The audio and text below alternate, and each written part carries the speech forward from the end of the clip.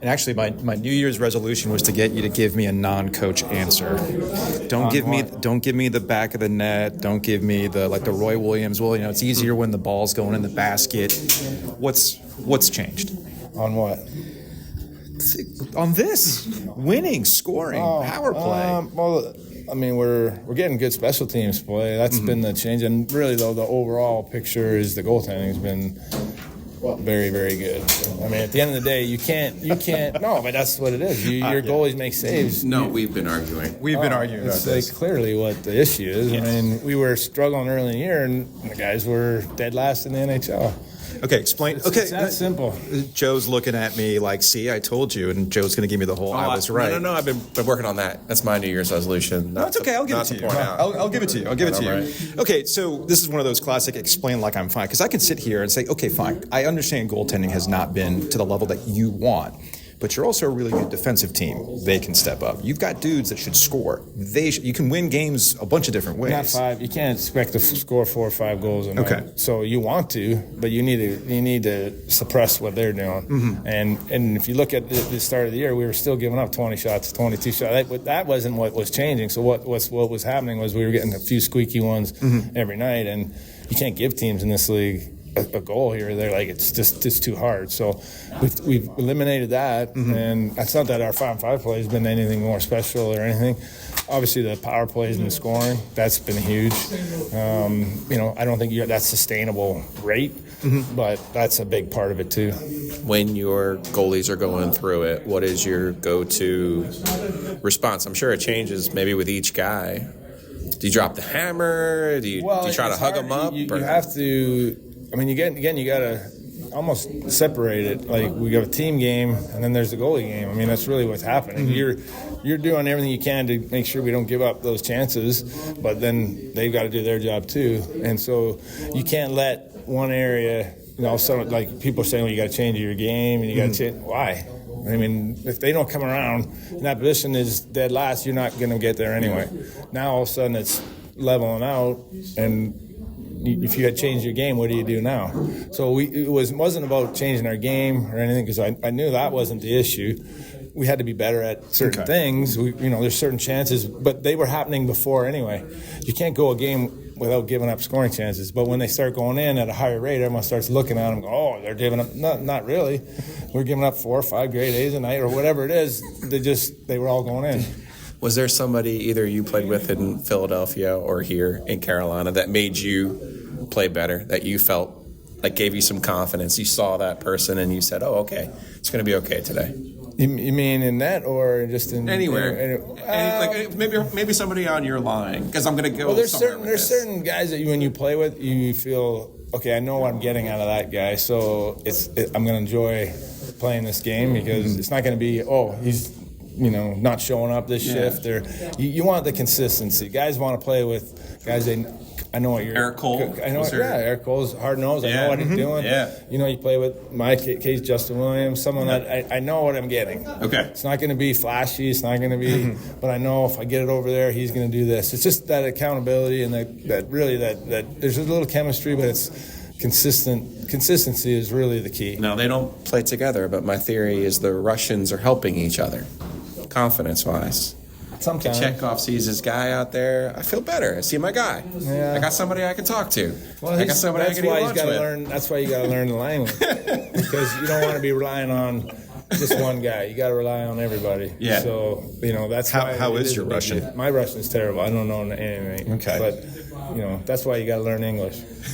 No, it's just. But both of them, I feel like they're helping each other. Who's the other one that you're talking about? Svech and Chekhov. Oh yeah, I think for they're still super Kuch, young too. For Kuch, it's nice to have someone that if he's, not getting his point across or something's not happening, I can go to you and go, hey, and then it'll get back to us.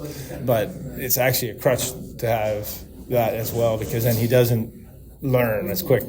because I can just go speak Russian with this guy, and that's not good either. A couple more things before we let you go. I appreciate the time. We talked about the accountability. You know what you're getting, and Jordan Stahl a couple times has been open about that. I know Aho has also been open about that.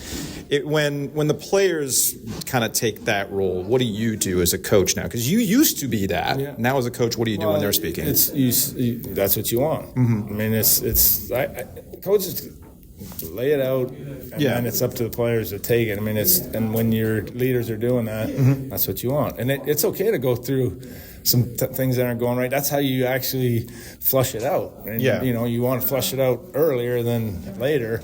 And I think that's kind of what happened. We went through a little stretch there where it wasn't quite right. Kind of what we talked about, why, but there was other issues going on too. So I think we kind of flushed it out. Are those issues related to You don't have a lot of new parts, but I did think there was a transition for Bunning and Orlov. Totally. And now you're seeing a little bit more from them, and you're like, well, look at this. There's still a learning curve. Sure. And it's it's what was expected. And I think some players come in and maybe that wasn't expected, and here it is, and it takes a little while for them to change their. Listen, you paid them a ton of money to do it a certain way, and they were doing it. Yeah. Why do they gotta? Do it differently. Do it my way, And it takes a little time. I think the last time we talked to you was ahead of the season, and we talked about goals. Your goals are what happened in the postseason, not necessarily in the regular season. Winning not to be blunt, but winning the President's Trophy is not what you guys are trying to do. So when you talked about those issues and having to address them and flush that stuff out, how much of that is not a mental fatigue, but maybe just an emotional, this isn't what it's early. That's the danger. Okay. When you think like that, you don't even get to the playoffs, and that's why it's such a fine line. I mean, we're right in the thick of it now. You're number 2 now. And we had to, but everybody's right there. I mean, we've had to play really well just to get to that. When you have another little sideways, you're on the outside looking in, and you're going to go, what happened? Well, what happened was October. Right. We decided we didn't really want to do it exactly right, and that's what happened. So that's what you fight for an 82-game season when you have a veteran team that knows, to what you just said earlier, we're not really playing for that. No. But you better play for that, or you won't even get a chance to do the other thing.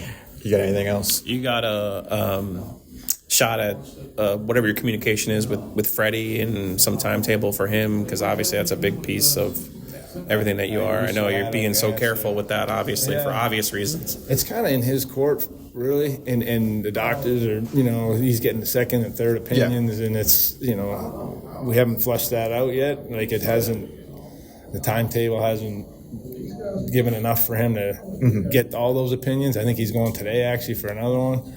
So, and he's flying to Minnesota. They're doing everything. You got to get it. You got to get it right. You got to get it right. And once, hopefully, we get through that, which will be soon, then someone can give them the green light to say, get out there.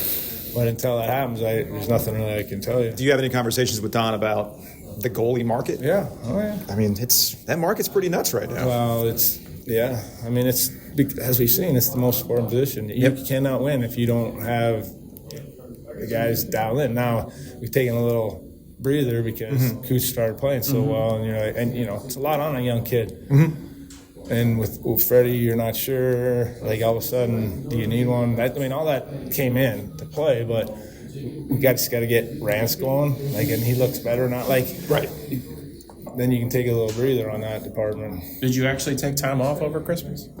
No. I don't know. We had 3 days. We had 3 days. So the problem was we were right. We had a bad finish. Yeah. You're like that. We had a good game and lost. That was the worst. Those are the absolute worst. I was there for that one. Rod, appreciate it. Yeah, man, of course.